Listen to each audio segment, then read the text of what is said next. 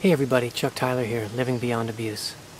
In this video we're going to talk about memory loss and confusion, because you really can't talk about memory loss without the confusion that it creates. My memory loss was probably the first side effect of my childhood sexual abuse that I recognized early on in my recovery journey. It was really in my face when I started to get these memories coming back to me. I was like, wow, I've got memory loss. So let's start by talking about memory loss. The brain doesn't really lose memories. It loses memories like you might lose your keys. They're not gone. They're not nowhere. They're just somewhere where you can't see them. You can't access them. So that's how the brain will lose memories. It will cover them up so you don't have to deal with them. They're too traumatic, especially for me when I was so young.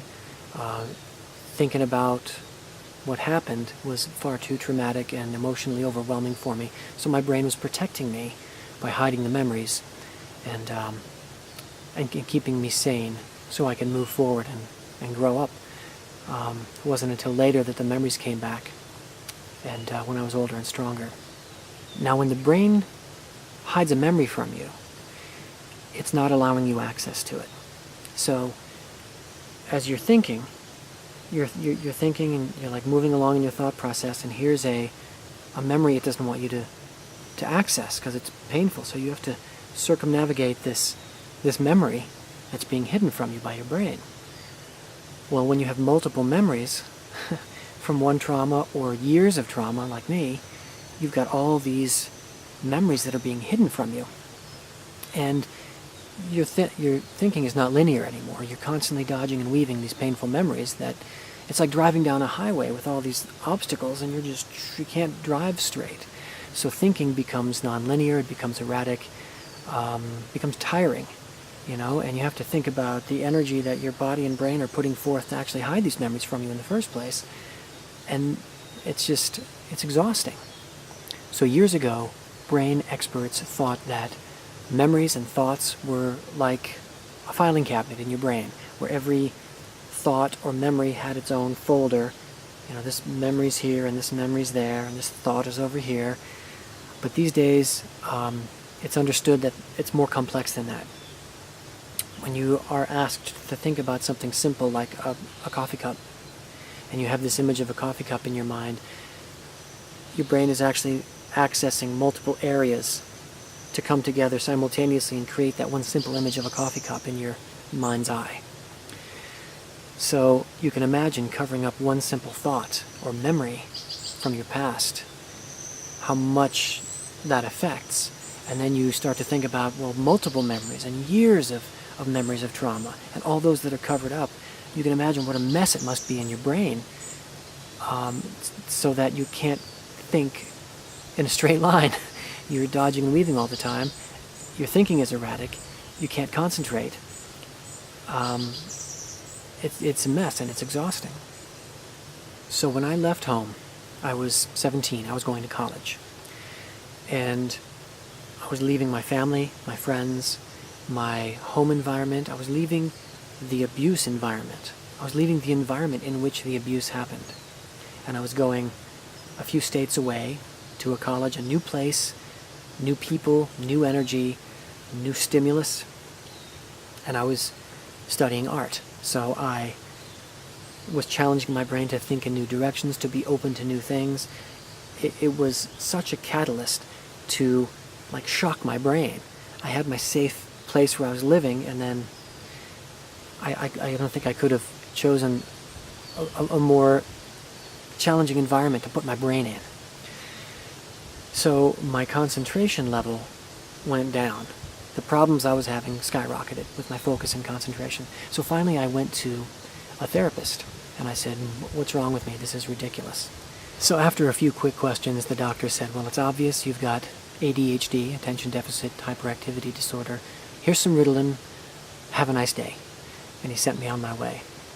So I started taking Ritalin and Adderall and a couple other ADHD drugs. And if you've never taken these drugs, I'll tell you, they help a little. They suppress distraction. They help you focus a little bit. They destroy creativity. and I was in art school, and I can tell you they destroy creativity. But my point here is that what Western medicine does with pharmaceuticals is it gives you something to deal with the symptom so you can move on with your day and be productive or whatever. So the confusion is your brain sending up a red flag telling you, hey, something's wrong. The confusion is caused by the abuse. You need to deal with the abuse and the confusion will go away. So taking pharmaceuticals to deal with the annoying side effects is not healing. It's the opposite of healing. So after about 5 years of taking Ritalin and Adderall, I decided that I needed to stop. I'm not going to take this crap my whole life. So I knew the confusion would come back, and it did. I stopped taking drugs, and the confusion really came back. I like rubber banded back into the depth of lack of focus and confusion. But being in that state, I was present, and I was able to look at it and start to dig and find out what the source of it was. And it was during this time that the memories of the abuse started to come back. And the more they came back and the more I looked at them, the more the confusion went down. So in my experience, I think the body wants to heal. I think it's constantly trying to heal and find the equilibrium to make you the most healthy person you could be, to optimize you, to be the best that you can. It doesn't want to have all these hidden memories that it has to constantly take energy to cover up, to protect you. It wants to smooth out the wrinkles and the bumps and just be healthy and balanced. So if these memories are starting to come up for you, I say, as uncomfortable and unsavory and painful as it might be, dive right in and look at them. Let them come out, put them on a table, shine a light on them and say, all right, what is this? What am I looking at here? And the more you accept these memories and look at them,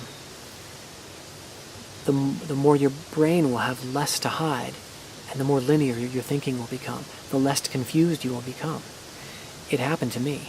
I would get the thread of a beginning of a memory and I would say, okay, let's do this.